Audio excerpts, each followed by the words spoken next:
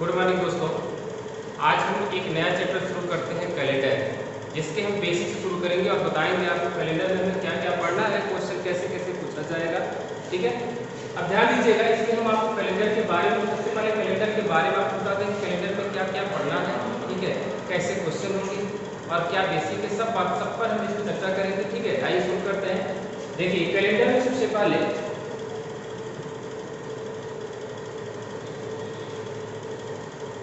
इस प्रश्नावली के अंतर्गत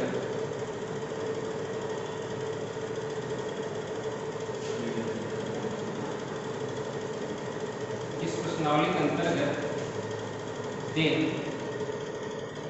सप्ताह, महीना, वर्ष इत्यादि से प्रश्न पूछे जाते हैं।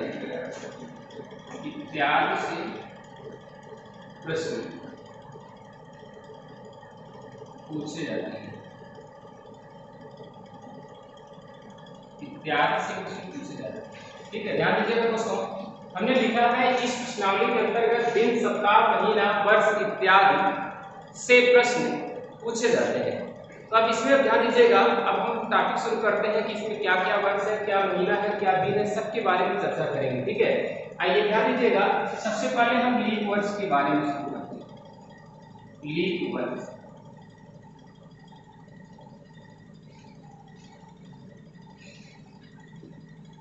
लीप वर्ष। ठीक है दोस्तों, ध्यान दीजिएगा। इसे हिंदी में हम अधिवर्ष कहते हैं, लीप वर्ष को। ठीक है, ध्यान दीजिएगा। लीप वर्ष जो सन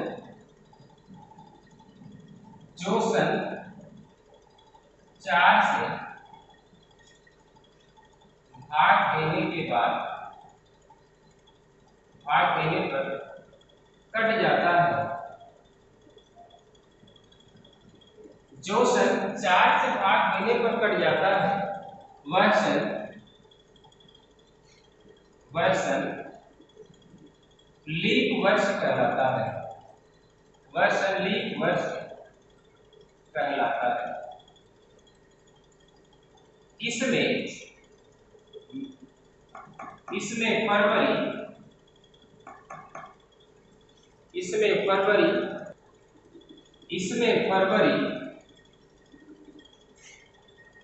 29 की होती है।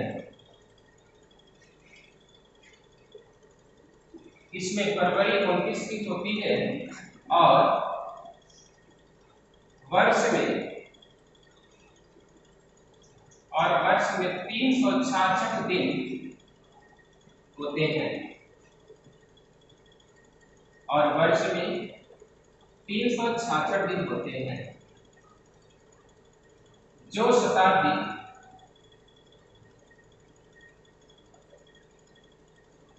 400 से कट जाती है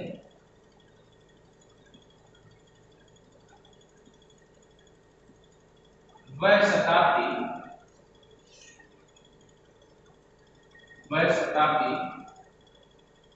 लीप वर्ष की शताब्दी कहलाती है। लीप वर्ष की शताब्दी कहलाती है। दोस्तों ध्यान दीजिएगा। हमने लिखा है लीप वर्ष के बारे में। सबसे पहले हम आपको बताते हैं कि लीप वर्ष में कैसे क्या पहचान है, और इसके बाद हम आते हैं जनरल ईयर पर। ठीक है, साधारण वर्ष लिखा है जो सन 4 से भाग देने पर कट जाता है वह सन लीप वर्ष कहलाता है। इसमें फरवरी 29 की होती है और वर्ष में 366 दिन होते हैं। जो शताब्दी 400 से कट जाती है वह शताब्दी लीप वर्ष की शताब्दी कहलाती है। सबसे पहले हम वर्ष और शताब्दी की पहचान कैसे करते हैं, तो ध्यान दीजिएगा दोस्तों। देखिए वर्ष और शताब्दी में क्या फर्क होता है। जैसे हम कुछ भी बोलते हैं, जैसे 2019 बोले, 2000 बोले, 2020 बोले, 1947 बोले, 1500 बोले, 1400, कुछ ही बोल रहे हैं। इसमें हम कैसे पहचान करेंगे कि ये वर्ष के अंदर हम 4 से भाग देंगे या 400 से भाग देंगे। दोस्तों ध्यान दीजिएगा। यदि हमारे मुख से बोलने की बस 100 या 1000 निकले, ठीक है दोस्तों ध्यान दीजिएगा। यदि हमारे मुख से बोलने की बात 100 या 1000 केवल निकले तो समझिएगा कि शताब्दी उसमें हमें 400 से भाग देना है। जैसे एग्जाम्पल के तौर पर 100, 200, 300, 400, 500, 1000, 1200, 1300, 1500, 2000, ठीक है। यदि हम केवल 100 या 100 या 1000 में बोलते हैं तो वो शताब्दी कहलाती है। आगे को ध्यान दीजिएगा, यदि इस 100 या 1000 के साथ कुछ और भी अंक हम लेते हैं, जैसे 2019, 2020, 2024, 1945, ठीक है। यानी कि 100 या 1000 केवल जब बोलते हैं अपना अंक 100 या 1000 में केवल जब बोलते हैं तो हमारा वो शताब्दी कहलाता है। लेकिन यदि 100 या 1000 के साथ हम कुछ और ऐड कर लेते हैं तो हमारा वो वर्ष कहलाता है। आगे दोस्तों ध्यान दीजिएगा, यदि वर्ष होगा तो 4 से भाग देंगे, यदि शताब्दी होगी तो 400 से भाग देंगे। दोस्तों ध्यान दीजिएगा, जैसे आप लीप वर्ष की पहचान कैसे करते हैं। जैसे आपको पता होगा कि हर चौथा साल लीप वर्ष होता है। अगर हम एग्जाम्पल में उठा लें जैसे कि 2020, कोई पूछे ये लीप वर्ष है या साधारण वर्ष है, इसकी पहचान क्या है। दोस्तों ध्यान दीजिएगा, तो अभी हमारा ये वर्ष है कि शताब्दी है, ध्यान दीजिएगा इसे हम वर्ष लेंगे, ठीक है, क्योंकि हम 2020 बोल रहे हैं, ठीक है। यानी कि जब ये वर्ष होगा तो 4 से भाग देंगे। देखिए 4 से विभाज्यता का नियम क्या है। 4 से विभाज्यता का नियम यह है कि अंतिम के 2 अंक या तो 4 से कट जाए या तो अंतिम में 2 जीरो लिखे हो तो संख्या पूरी आपकी 4 से कट जाती है। जैसे 2020 है, यदि हम 20 में 4 से भाग करें तो ये हमारा 20 कट जाएगा, तो ये क्या कहलाएगा, लीप वर्ष कहलाएगा। और जब लीप वर्ष होगा इसमें फरवरी 29 की होगी, और जब फरवरी 29 यानी कि वर्ष में 366 दिन होंगे। आगे दोस्तों ध्यान दीजिएगा, आगे अगर हम ले लें 2021, क्या ये 4 से कटेगा? नहीं कटेगा। जब ये 4 से नहीं कटेगा तो ये हमारा लीप वर्ष नहीं कहलाएगा, ये हमारा साधारण वर्ष कहलाएगा या जनरल ईयर कहलाएगा, ठीक है दोस्तों। अब आगे ध्यान दीजिएगा, शताब्दी की बात क्या होती है। शताब्दी हम जैसे आपको बोले हैं 100, 200 या 2000 या 1900 या 1500, यानी ये सब क्या है, शताब्दियां हैं। अब इसमें हमें 4 से नहीं 400 से भाग देना होगा, यानी 400 से भाग देने के बाद यदि ये पूरा पूरा विभाजित होता है तो ये हमारा लीप वर्ष शताब्दी कहलाएगा, अन्यथा जनरल ईयर की शताब्दी कहलाएगी। आगे दोस्तों ध्यान दीजिएगा, सौर वर्ष के बारे में हम आपको बताते हैं।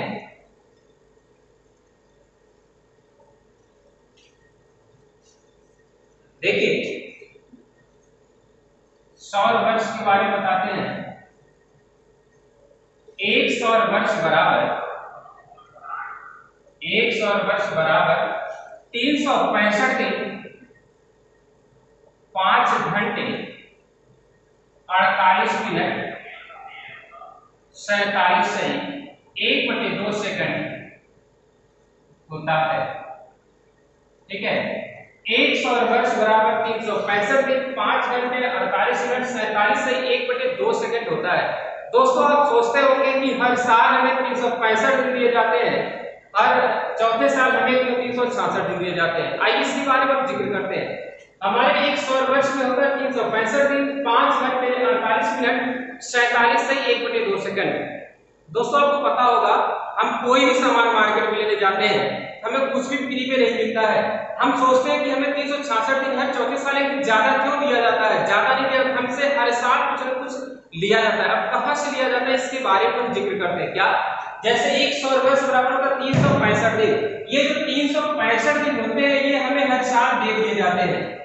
ये 365 दिन ये हमें हर साल दे दिए जाते हैं, लेकिन ये 5 घंटे 48 मिनट 47 से 1/2 सेकंड हर साल हमसे लिए जाते हैं। यानी कि 5 घंटे 48 मिनट 47 से 1/2 सेकंड हर साल हमसे लिए जाते हैं। जैसे 2020 में 366 दिन यानी एक दिन ज्यादा दिया गया, यानी कि 2017 में हमसे लिया गया, फिर 2018 में लिया गया, फिर 2019 में लिया गया, फिर 2020 में ये लगभग एक दिन के बराबर, तो पूरा ये एक दिन नहीं होता है, लगभग एक दिन के बराबर होता है, जो हमें हर चौथे साल वापस कर दिया जाता है। आगे दोस्तों ध्यान दीजिएगा, इसीलिए हमारा हर चौथा साल को लीप वर्ष बना दिया गया और उसमें आपके 366 दिन कर दिए गए, ठीक है दोस्तों। आगे ध्यान दीजिएगा, एक लीप वर्ष में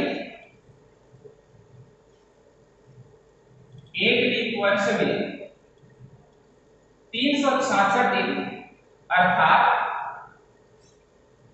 52 सप्ताह 2 दिन होता है, अर्थात 52 सप्ताह 2 दिन होता है। ठीक है दोस्तों, सप्ताह क्या होता है? ठीक है, हम ये जो संडे मंडे ट्यूसडे पढ़ते हैं ना, ये हमारे जो 7 दिन के बनाए गए हैं, यानी 7 दिन के बाद ये जो पुनरावृत्ति होता है इसी को हम सप्ताह कहते हैं। ठीक है दोस्तों, ध्यान दीजिएगा। तो किसी का देखिए, अब ये हमारा 366 दिन है, तो एक सप्ताह में 7 दिन होते हैं। जब 366 में हम 7 से भाग करेंगे तो ये पूरा 52 पर जाएगा और 364 प्राप्त होगा और शेष क्या बचेगा? 2 बचेगा।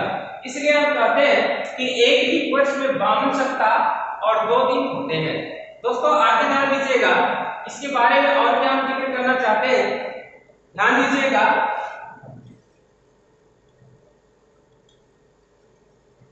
एक वर्ष में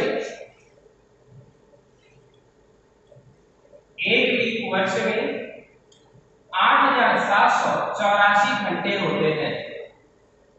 एक वर्ष में 8784 घंटे होते हैं। यानी अब ये कहां से बैठक किया? दोस्तों ध्यान दीजिएगा, एक दिन में 24 घंटे होते हैं और एक वर्ष में 366 दिन होते हैं। तो 366 गुणे 24 जब हम करेंगे तो ये हमें पता चल जाएगा कि एक वर्ष में 8784 घंटे होते हैं। दोस्तों ये सब टॉपिक आप यहाँ पर नोट कर लीजिएगा या इसका स्क्रीनशॉट ले लीजिएगा। अगर अच्छा लगे वीडियो तो लाइक और शेयर करना ना भूलिएगा। आगे ध्यान दीजिएगा, इसके अलावा अगर आपका कोई लीप वर्ष है, दोस्तों ध्यान दीजिएगा, यदि आपका कोई लीप वर्ष है तो उसमें 1 जनवरी और 30 दिसंबर को समान दिन होता है। 30 दिसंबर को समान दिन होता है। यानी जैसे 2020 चल रहा है आपका, अगर 1 जनवरी मंगलवार से शुरू हुआ था, कोई पूछे इसके 31 दिसंबर को कौन सा दिन होगा, यदि लीप वर्ष है तो आपको पता होना चाहिए 1 जनवरी और 30 दिसंबर को समान दिन होते हैं। आगे ध्यान दीजिएगा, यदि 31 दिसंबर की बात की जाएगी, यदि 1 जनवरी को सोमवार था तो 30 दिसंबर को भी सोमवार होगा। यदि 1 जनवरी को मंगलवार था तो 30 दिसंबर को भी मंगलवार होगा। यदि 1 जनवरी को बुधवार था तो 30 दिसंबर को भी बुधवार ही होगा। दोस्तों आगे ध्यान दीजिएगा, यदि 31 दिसंबर पूछा जाए, इसीलिए हम लीप वर्ष में जिस दिन से हमारा पहला दिन शुरू होता है उसका आखिरी दिन उसके अगला दिन हम लेते हैं। दोस्तों ये भी है कि सोमवार था 1 जनवरी को, तो 31 दिसंबर जब पूछा जाएगा यानी कि मंगलवार होगा। ठीक है दोस्तों, आगे ध्यान दीजिएगा। अब हम आते हैं साधारण वर्ष, ठीक है, जनरल ईयर पर।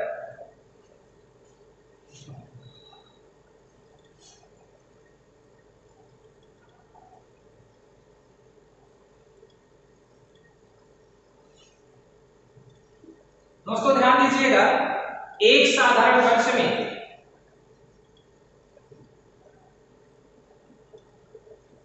365 दिन या 52 सप्ताह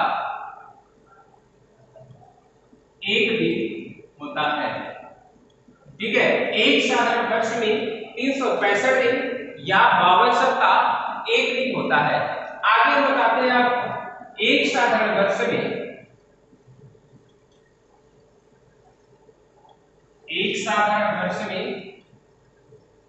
8760 घंटे होते हैं। एक साधारण वर्ष में 8760 घंटे होते हैं। आगे दोस्तों ध्यान दीजिएगा, इसके बाद हम बताते हैं आपको किसी भी साधारण वर्ष में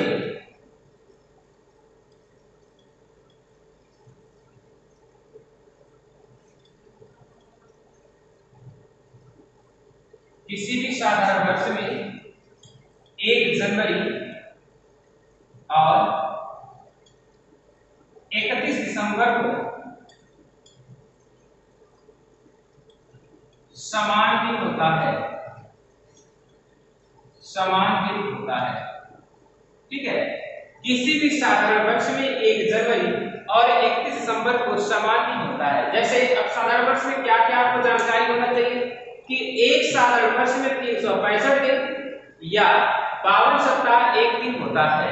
आगे अब ये भी पता होना चाहिए कि एक साधारण वर्ष में 8760 घंटे होते हैं। आगे दोस्तों यहाँ पर लिखा है किसी भी साधारण वर्ष में 1 जनवरी और 31 दिसंबर को समान दिन होता है।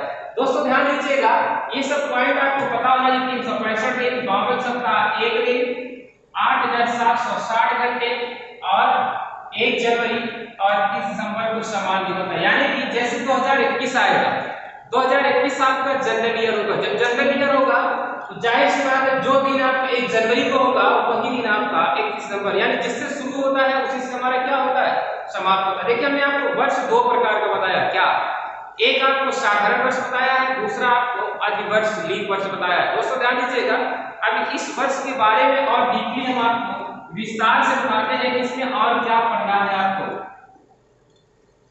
ठीक है, ध्यान दीजिएगा दोस्तों, वर्ष को हमने दो प्रकार बताया।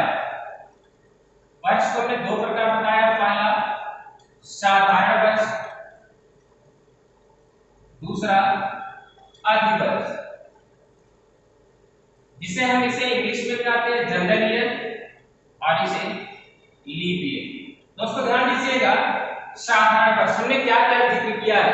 साधारण वर्ष में बताया 365 दिन होते हैं और इसमें लीप वर्ष में 366 दिन होते हैं। आगे में बताया 52 सप्ताह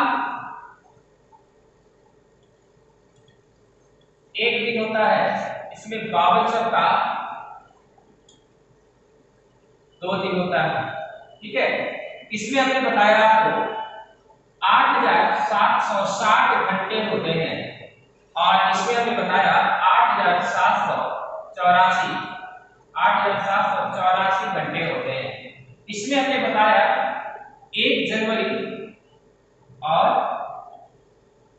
30 दिसंबर को सेम डे होता है। ठीक है, सेम डे। और एक हमने बताया 1 जनवरी और साधारण वर्ष में 1 जनवरी और 30 दिसंबर नहीं, 31 दिसंबर को समान दिन होगा। अगर आपका लीप वर्ष होगा 1 जनवरी और 30 दिसंबर को सेम डे होगा।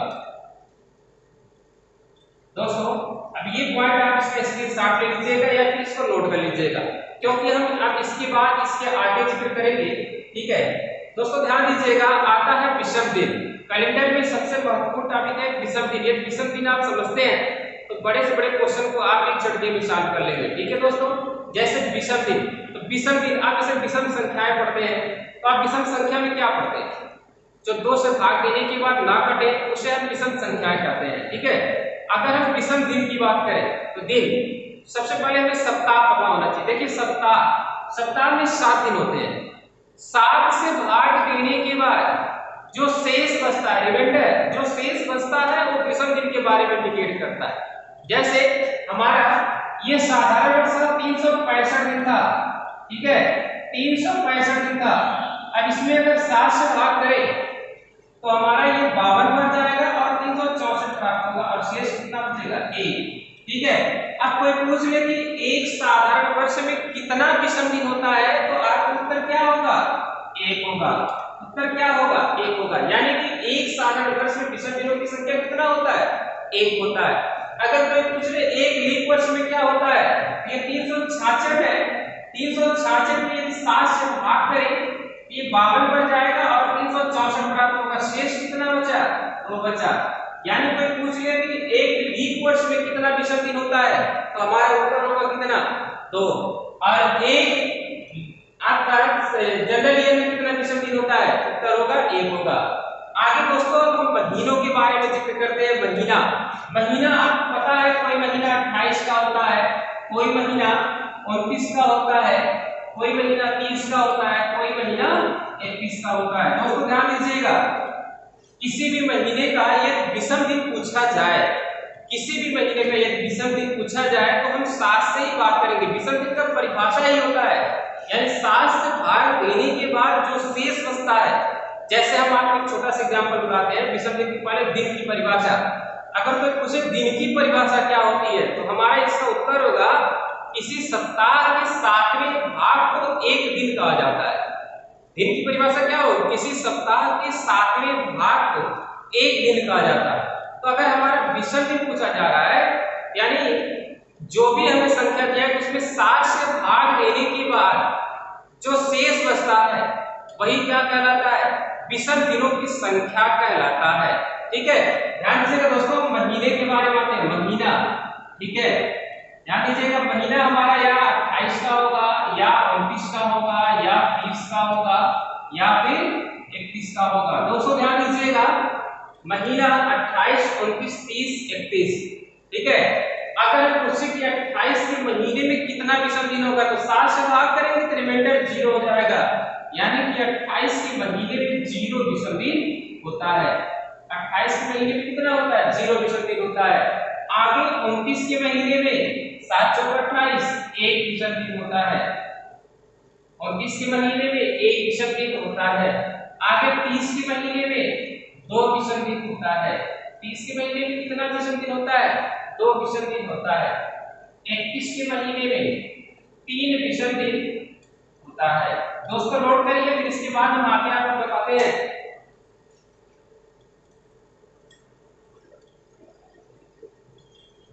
आइए दोस्तों, अब हम आगे बताते हैं आपको शताब्दी के बारे में। शताब्दी, ठीक है, अभी हमने आपको समझाया कि शताब्दी की पहचान कैसे करते हैं। ठीक है, अभी हमने आपको बताया कि शताब्दी की पहचान कैसे होती है।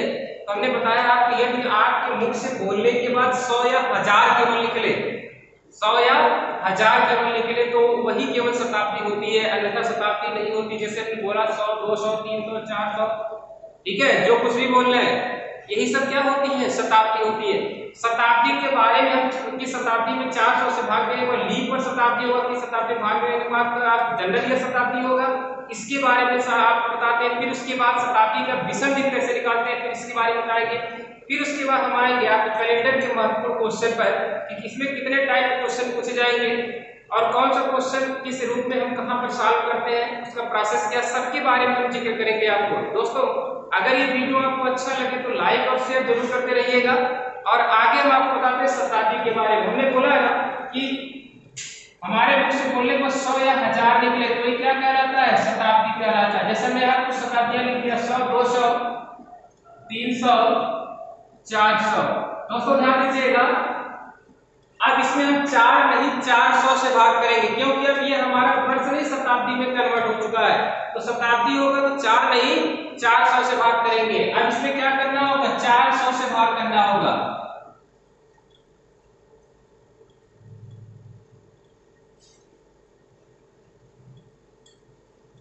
ठीक है, अब ये 400 से भाग करने के बाद यदि ये पूरा पूरा विभाजित हो गया तो ये हमारा लीप वर्ष शताब्दी कहलाएगा। क्या ये विभाजित होगा 100 400 से? नहीं होगा। क्या 200 400 से होगा? नहीं होगा। क्या 300 400 से होगा? नहीं होगा। हाँ, 400 आपका 400 से विभाजित होगा तो यही हमारा 400 क्या होगा, लीप वर्ष शताब्दी कहलाएगा। क्या कहलाएगा, लीप वर्ष शताब्दी कहलाएगा दोस्तों। और बाकी ये सब क्या हो जाएंगे, जनरल ईयर शताब्दी कहलाएंगे। ठीक है दोस्तों, अब आगे हम इसके बारे में और आपको कुछ बताना चाहते हैं। आगे दोस्तों ध्यान दीजिएगा, अब हम इसके बारे में आपको जैसे पहचान करने के लिए बता दिए, अब विषम दिन के बारे में बताएंगे। ठीक है दोस्तों, अब देखिए यदि हम 100 की बात करें कि 100 में कितना विषम दिन होगा, दोस्तों ध्यान दीजिएगा 100 में कितना विषम दिन होगा। ठीक है, अब अगर हम 100 की विषम दिन की बात करें तो 100वां वर्ष हमारा आपको क्या होगा, जनरल ईयर शताब्दी होगा। तो लेकिन आपको लग रहा होगा कि 100 आपका लीप वर्ष शताब्दी होगा, ऐसा नहीं हो। क्यों, देखिए 96 में 4 जोड़ने के बाद 100 होगा। 96 में कितना जोड़ेंगे, 100 हो जाए 4 होगा। आपको पता है कि हर चौथा साल लीप वर्ष होता है, लेकिन ये 4 जोड़ने के बाद ये लीप वर्ष शताब्दी नहीं हो रहा है। क्यों दोस्तों, ध्यान दीजिएगा, जब भी ऐसा मामला आएगा तो 400 से भाग करेंगे ना, क्योंकि ये शताब्दी अभी हम 4 नहीं 400 से भाग किया जाएगा। अब 400 से भाग करने के बाद ये देखिए कटेगा तो ये कटेगा तो नहीं। आगे ध्यान दीजिएगा, 96 में हम लीप वर्ष की संख्या ज्ञात कर लेते हैं। ठीक है, 96 में आपको पता है कि ये हमारा वर्ष है तो 4 से भाग करेंगे, तो 4 से भाग करेंगे 24 बार में डिवाइड हो जाएगा, यानी कि 96 वर्ष में 24 लीप वर्ष होगा, बाकी क्या होंगे, जनरल ईयर होंगे। तो हमारे 96 के बाद 97 भी आपका क्या होगा, जनरल ईयर होगा, 98 भी जनरल ईयर होगा, 99 भी जनरल ईयर होगा और 100वां वर्ष भी क्या होगा, जनरल ईयर होगा। दोस्तों ध्यान दीजिएगा, ऐसा क्यों होता है कि 100वें वर्ष को जनरल ईयर मान लिया गया है। सवाल ये उठता है कि 100वें वर्ष को जनरल ईयर मान लिया गया है।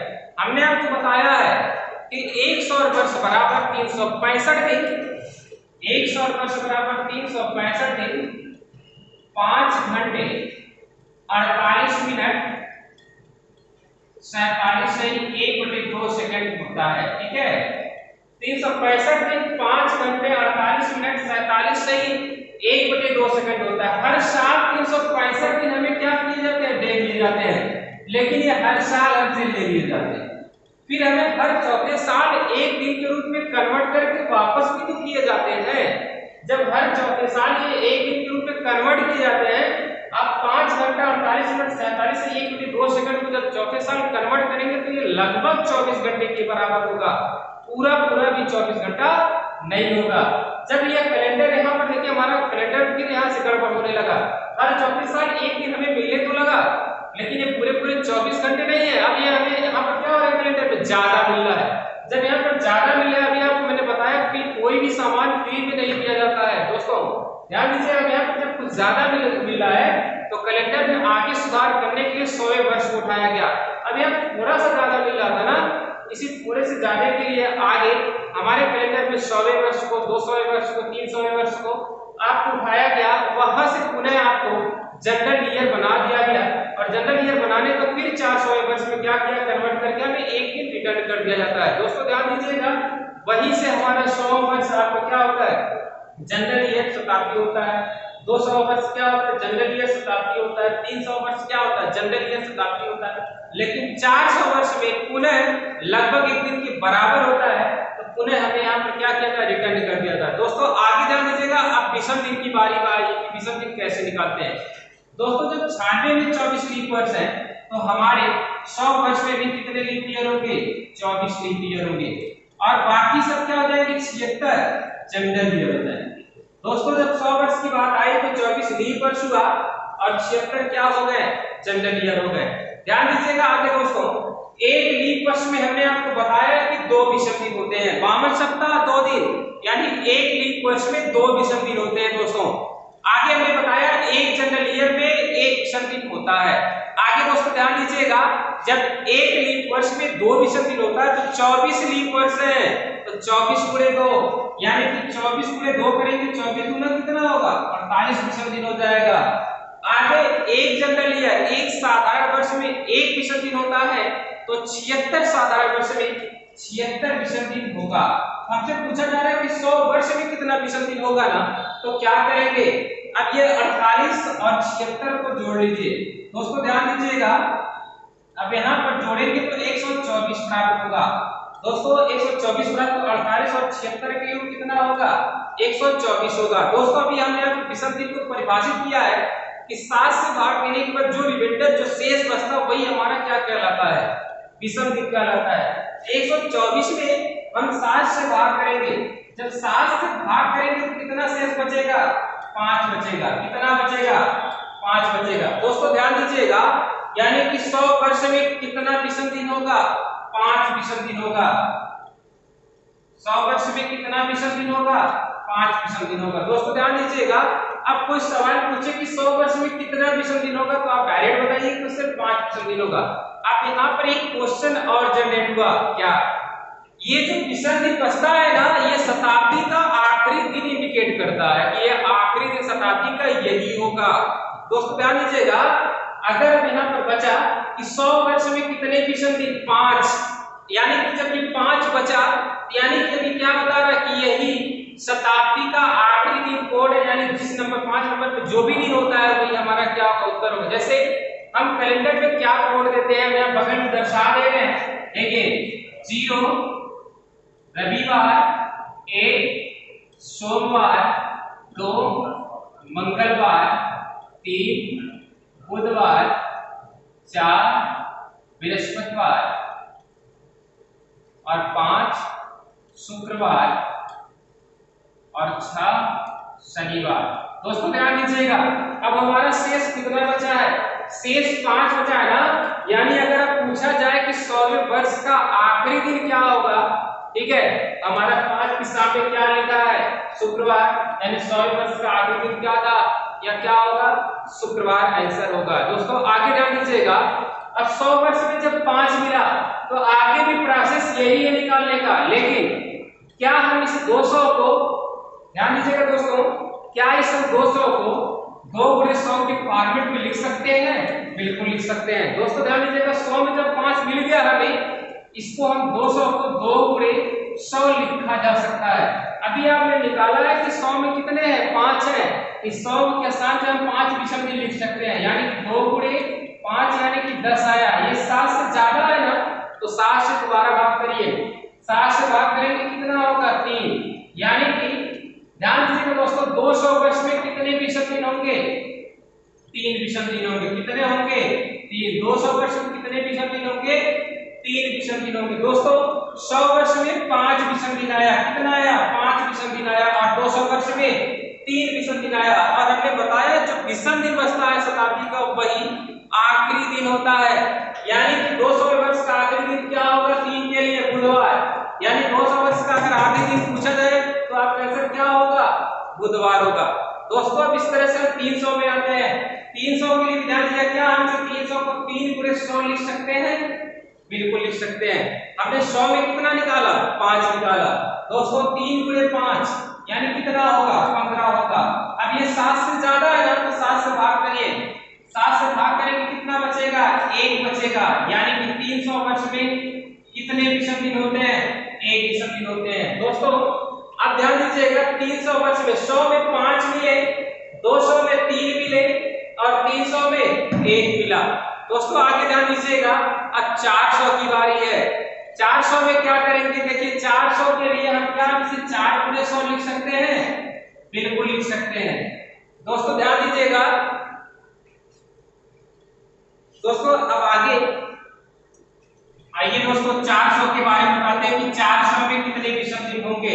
दोस्तों ध्यान दीजिएगा, इसको नोट कर लीजिएगा, 100 में 5 होते हैं, इसे हम मिटा रहे हैं। अब 400 के बारे में बता रहे हैं, 100 में 5 होते हैं, 200 में 3 विषम दिन, 300 में 1 विषम दिन। अब हम 400 के बारे में बता रहे हैं, 400 में कितना विषम दिन होगा, इसके बारे में हम जिक्र कर रहे हैं। दोस्तों 400 में देखिए, अभी आपको हमने बताया कि 400 हमारा 400 से कट जाएगा और यही हमारा लीप वर्ष शताब्दी कहलाता है।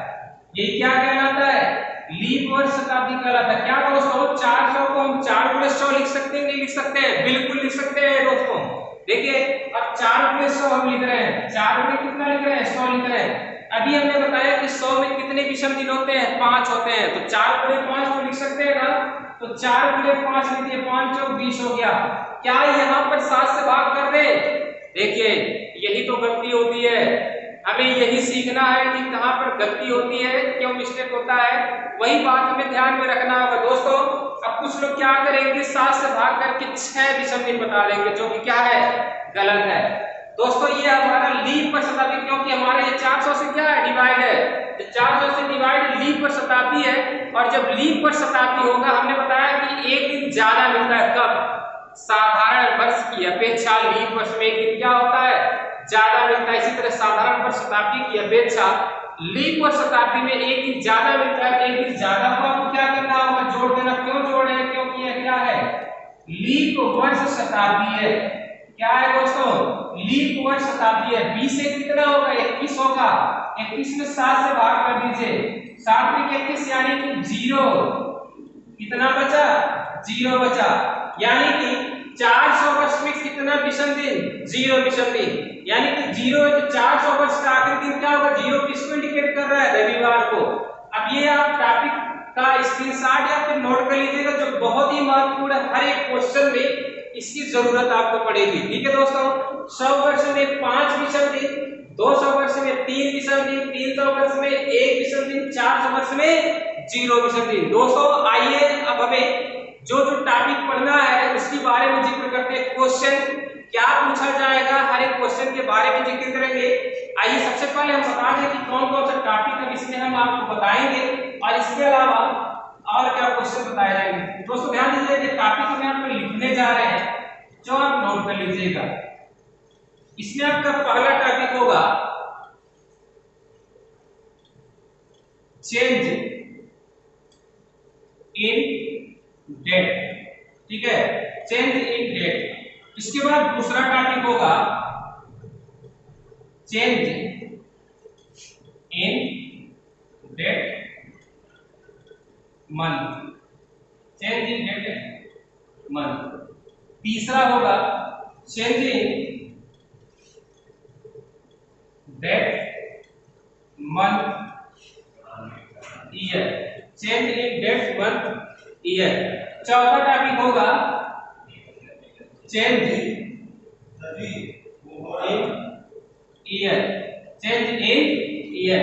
दोस्तों ध्यान दीजिएगा, जो पहला क्वेश्चन होगा उसका फॉर्मेट हम आपको बताएंगे। पहले क्वेश्चन में सिर्फ आपका तारीख में सिर्फ बदलाव होगा, इसमें आपका क्या होगा, वर्ष और महीना हूबहू सेम होगा, ठीक है, यानी किसी महीने को उठा करके 2 तारीख से आपसे पूछा जाएगा, ठीक है दोस्तों। दूसरे में क्या होगा, आपका तारीख और महीना अलग होगा लेकिन वर्ष क्या होगा, सेम होगा। तीसरे टॉपिक में आपका तीनों अलग होगा, तारीख भी अलग होगा, महीना भी अलग होगा और वर्ष भी अलग होगा। दोस्तों चौथे टॉपिक में सिर्फ आपका वर्ष अलग होगा, ईयर अलग होगा, ना तो महीना अलग होगा और ना ही तारीख अलग होगा। दोस्तों अब इस टॉपिक को नोट कर लीजिएगा, जिसमें से हम पहला टॉपिक शुरू करते हैं, ठीक है दोस्तों। आइए अब हम पहले टॉपिक में हम कुछ क्वेश्चन बताते हैं। इस 4 टॉपिक के अलावा भी आपको क्वेश्चन कैलेंडर में बताए जाएंगे, जो अच्छे अच्छे क्वेश्चन इस समय के पेपर में पूछे जा रहे हैं। आइए ध्यान दीजिएगा, अब हम पहले टॉपिक को शुरू करते हैं। पहला टॉपिक है आपका चेंज इन डेट। अब इसका क्या होगा, क्वेश्चन कैसे पूछा जाएगा। इसमें देखिए क्वेश्चन का फॉर्मेट भाषा में लिखा हो सकता है या फिर सीधे आपका डेट मंथ ईयर करके दिया हो सकता है, ठीक है। आइए दोस्तों पहला क्वेश्चन उठाते हैं, इसमें ध्यान दीजिएगा। क्वेश्चन नंबर पहला है, यदि किसी महीने की 4 तारीख को रविवार है, यदि किसी महीने की 4 तारीख को रविवार है, तो उस महीने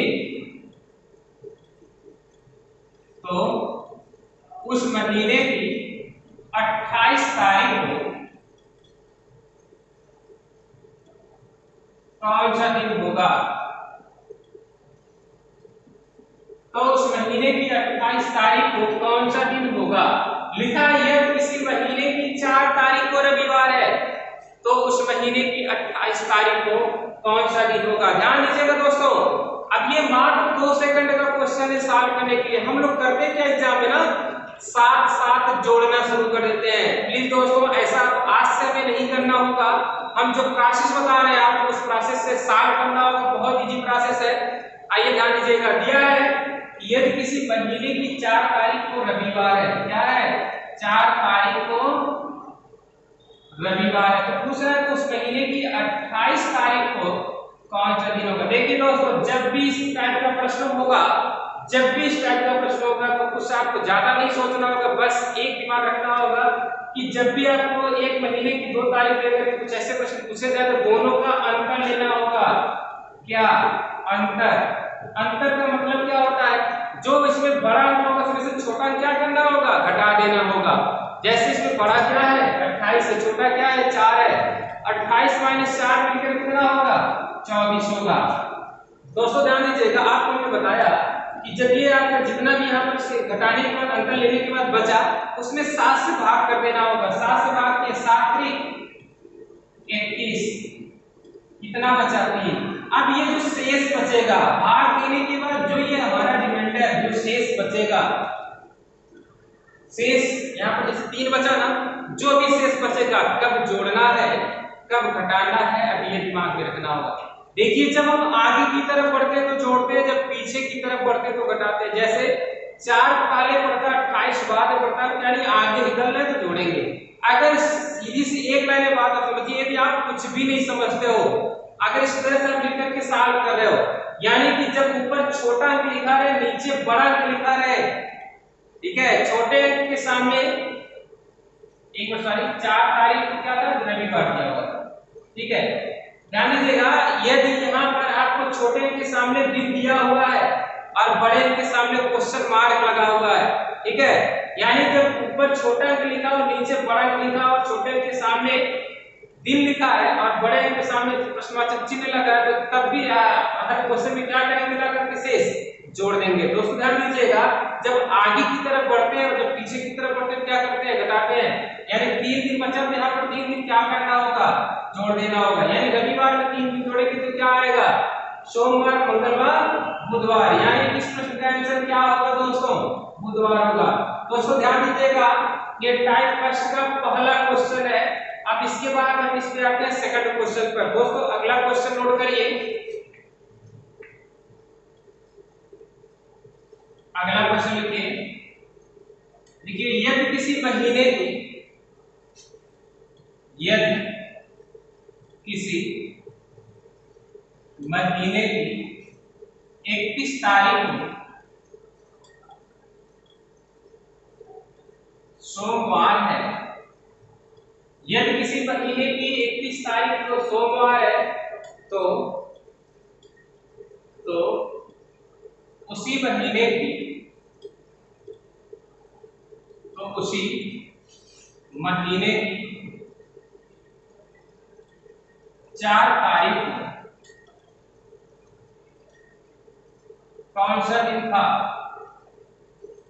4 तारीख को कौन सा दिन था। लिखा है क्वेश्चन में, यदि किसी महीने की 31 तारीख को सोमवार था, तो उसी महीने की 4 तारीख को कौन सा दिन था, ठीक है। ध्यान दीजिएगा, अब इस क्वेश्चन का सॉल्यूशन क्या होगा, देखिए। अब ये कह रहा है कि 31 तारीख को सोमवार था, इसको नोट कर लीजिए। 31 तारीख को कौन सा था, सोमवार था, इसे नोट कर लीजिएगा। अब ये कह रहे हैं कि 4 तारीख को कौन सा दिन होगा, तो क्या करना होगा, सबसे पहले अंतर लेना होगा। क्या लेना होगा, अंतर ले लीजिए। अब 31 में से आप 4 घटा दीजिए तो कितना बचेगा, 27 बचेगा। अब दोस्तों इसमें 7 से भाग करना होगा, 7 त्रिक 21, कितना होगा, 7 त्रिक 21, कितना बचा, 6 बचा। दोस्तों ध्यान दीजिएगा, आप जैसे अल्फाबेट पढ़ते हैं ना, तो हम आपसे कहते हैं ए से पढ़िए, आप बहुत तेजी से पढ़ते हैं, लेकिन कहते हैं जेड से पढ़िए तो काफी दिक्कत होता है। आप पढ़ते तो है लेकिन काफी स्लोली, आप धीरे धीरे पढ़ते हैं कि कोई गलती ना हो जाए। तो सेम कंडीशन यहाँ पर भी है। अब यहाँ पर है छोटा नीचे तो घटाना होगा, 6 दिन घटाना है। जैसे सोमवार से 6 दिन पीछे जाने में आपको सोचना पड़ेगा। हम जो तरीका बताने जा रहे हैं इसमें आपको बिल्कुल भी नहीं सोच रहा, तुरंत झटके मुंह कर देना होगा। क्या, जब भी आप घटाने के लिए आए तो क्या करना होगा। दोस्तों ध्यान दीजिएगा, ये नोट जरूर लिख लीजिएगा, ये जो नोट हम बगल में बता रहे हैं। देखिए क्या बता रहे हैं, यहाँ पर 6 दिन घटाने के बजाय हम क्या कर दें कि हमारा उत्तर सेम आए। दोस्तों ध्यान दीजिएगा, जब भी 6 दिन घटाना हो, 5 दिन घटाना हो, 4 दिन घटाना हो, जब भी ऐसे प्रश्न आए, ठीक है, अगर -6 दिन करना है, यदि उसकी जगह +1 दिन करें तो उत्तर सेम होगा। यदि -5 दिन करना है तो +2 दिन कर दें, उत्तर सेम होगा। यदि -4 दिन कर दें, -4 की जगह +3 दिन करें तो उत्तर क्या होगा, सेम होगा। यदि -3 की जगह +4 दिन करना हो तो उत्तर क्या होगा, सेम होगा। यदि -2 की जगह हम +5 दिन करें तो उत्तर क्या होगा, सेम। यदि -1 की जगह +6 दिन करें तो उत्तर क्या होगा, सेम होगा। दोस्तों ध्यान दीजिएगा, ये दोनों इक्वल होता है, सेम होता है। अब ध्यान दीजिएगा, आप कैसे आप सोच रहे हैं कि अगर -6 के अंदर 1 क्यों जोड़े हैं। देखिए आपका सप्ताह 7 दिनों का होता है, अगर आपको -6 दिन करना है कि 6 में कितना जोड़े कि 7 हो जाए उतना जोड़ दीजिए, आपको वही उत्तर हो जाएगा, ठीक है। अब ये प्रोसेस का फायदा आप ये सोच रहे हैं कि 1 दिन घटाना तो 6 दिन जोड़े तो लंबा हो जाएगा, नहीं। अगर आपको 1 दिन घटाना है, 6 दिन जोड़ने के लिए आ जाए तो आप 1 दिन घटा करके कम समय में उत्तर बता सकते हो। ध्यान दीजिएगा दोस्तों, जब भी आपको कुछ ऐसा प्रोसेस मिले तो आप यहाँ -6 की जगह +1 दिन कर सकते हो, -5 की जगह +2 दिन कर सकते हो, -4 की जगह +3 दिन कर सकते हो, -3 की जगह +4 दिन कर सकते हो, -2 की जगह +5 दिन कर सकते हो, -1 की जगह +6 दिन। अब यहाँ -6 दिन करना है ना, तो -6 बेहतर है करना या +1 दिन करना बेहतर है, ठीक है दोस्तों। अब -6 नहीं करना बेहतर है। अब यहाँ सोमवार में 1 दिन जोड़ेंगे तो क्या आएगा, मंगलवार आएगा दोस्तों। यानी कि इस प्रश्न का उत्तर क्या होगा, मंगलवार होगा। दोस्तों अब ये नोट आप जरूर आप स्क्रीनशॉट में लीजिएगा या फिर अपने कॉपी में क्लियर नोट कर लीजिएगा। ठीक है दोस्तों, अब ये टाइप फर्स्ट में ये भाषा के रूप में लिखा क्वेश्चन था। दूसरा क्या टाइप फर्स्ट में है, जो भाषा के रूप में ना लिखा हो, सीधे तारीख महीना वर्ष के रूप में कैसे पूछा जाएगा उसके बारे में हम जिक्र करते हैं। आइए दोस्तों तीसरा क्वेश्चन हम उठाते हैं।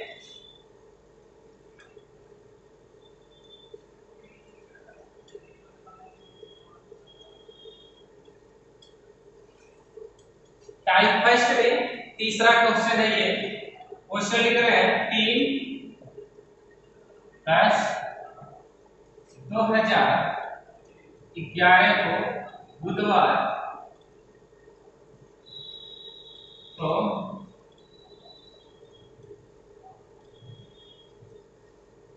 25/10/2011 को कौन सा दिन होगा। दोस्तों वही क्वेश्चन सेम है, लेकिन इस बार भाषा नहीं लिखा है।